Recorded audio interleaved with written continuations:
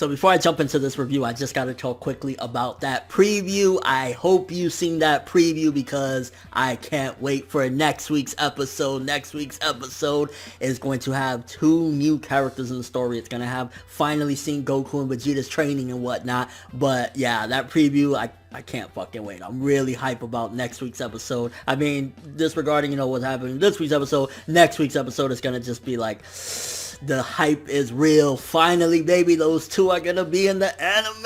So with this week's episode, it was one of those episodes where, again, it's peaceful times. But to be honest with you, as far as like enjoyment-wise and just having a good time with it, I definitely had that. But also, I felt as though it provided to give further character development to a way and just kind of bringing the characters more to life. Because, in Z and Dragon Ball in general, well, Dragon Ball Z, the Z portions, the original Dragon Ball definitely did a good job of like developing the characters and exploring them more and learning more about them. But with Z, a lot of the times it would just be like, hey, we got a big baddie, we gotta train. And to get these peaceful times and to see like Goku in these normal life situations and seeing all these characters and just like day-to-day activities and stuff like that, it brings them more to life. It makes them more than just like, hey, I got muscles, I'm gonna fuck up anybody that comes to, take out Earth. Like, I got this. Seeing Grandpa and Grandma going at it, Mr. Satan and Chichi, I'm not gonna lie, it was hilarious. Like, I felt as though it was really just showcasing the different levels of how each character would react to different situations.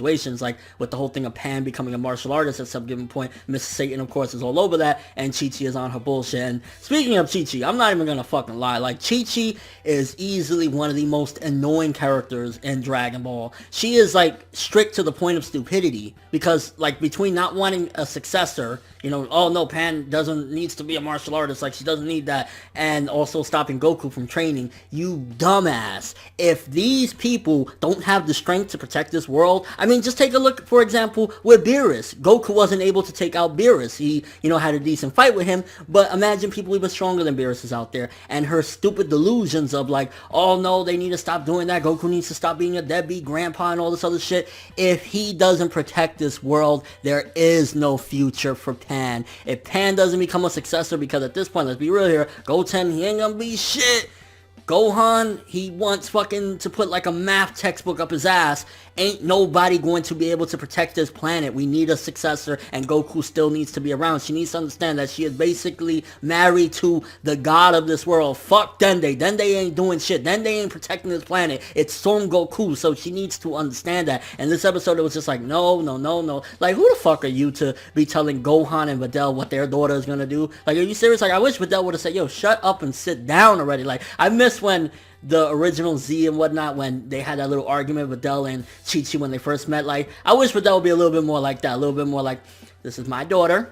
If she want to be a martial artist, she's going to be a martial artist, and you can shut the fuck up, or we'll have Boo turn you into an egg, bitch. And then Krillin giving Bulma a speeding ticket, seeing that he's finally become a cop. Like, this is definitely a nice little bridging between Battle of Gods and Resurrection F, and I think that's why the material works so well, simply because it's like, well, we didn't really have any context from Battle of Gods to Resurrection F. It's just kind of like, Goku and Vegeta are training, and some time has passed, but this one is really nicely giving a little pathway in between the two of them. And I mean, there was, a decent amount of time that was skipped as well, because Pan is already born in this episode, but still nonetheless I felt as though they did a good job of giving nice little introductions to how things went on the events of Resurrection F, like, Krillin becoming a cop, and him giving Bulma a ticket. That was funny as fuck. And then Goku's desperation to train, it kind of makes me look back to last week's episode. I think at the end of the day, since times are peaceful, the reason why people like Goku and Vegeta, like, I mean, Goku's always been, like, comedic and funny and shit like that, but, like, the desperation Goku had in this episode reminded me of Vegeta's desperation last week, where he was, like, cooking and going crazy and all this other shit. Yeah, like, in retrospect now, they are so desperate for this training because they really want to get stronger and stronger, and in these times of peace they're going to act this way. So it's a little bit more, after seeing how Goku acted in this episode, I'm a little more forgiving of, oh, okay, Vegeta was just really fucking desperate, just like Goku was in this episode. I mean, he kept on harassing Whis over and over and over, like, please train me. I mean, the shit with the cell phone. Giving Goku a cell phone is fucking hilarious. I'm curious, because Vegeta's already been training with Whis. I'm wondering, did he already achieve Super Saiyan God, Super Saiyan, or Super Saiyan Blue at this particular point? Or does Goku still have time to, like, catch up and whatnot? Like, I'm curious if that's already happened, because Whis did say something, and I don't know if he was just trying to, like, shrug Goku off or whatever. He was like, this is the perfect time for him to show up, and then he's like, did I say that? Maybe Vegeta already achieved it, or he's close to achieving it, and now would be a perfect time for Goku to go and help and him achieve it as well. well, that would be pretty fucking awesome. Oh, and by the way, Gohan snitching on Daddy, that's not cool, bro. Why you snitching on your pops for? I mean, I know you had his back afterwards, but like, come on, bro. You know Chichi's an annoying fuck. Hey, overall, calm episode. Pretty good as far as character development. Kind of setting a bridge between Battle of Gods and Resurrection F. So, honestly, it was fine for the most part. I want to say a 6 to a 6.5. I mean, as far as progression goes, the only thing that really happened was, oh, okay, Goku finally went to go train.